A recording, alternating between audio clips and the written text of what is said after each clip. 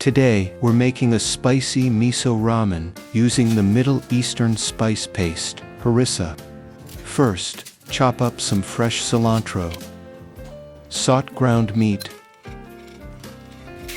then seasoned with harissa, salt, pepper, and a sprinkle of Parmesan cheese. Cook it well so it's packed with flavor and texture. It'll be your perfect topping. Today's ramen is a rich miso cup noodle. Just add boiling water and wait 5 minutes.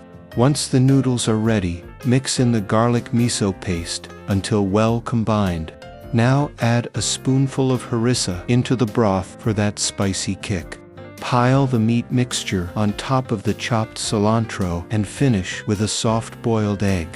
The combo of spicy harissa and savory miso broth is unbeatable.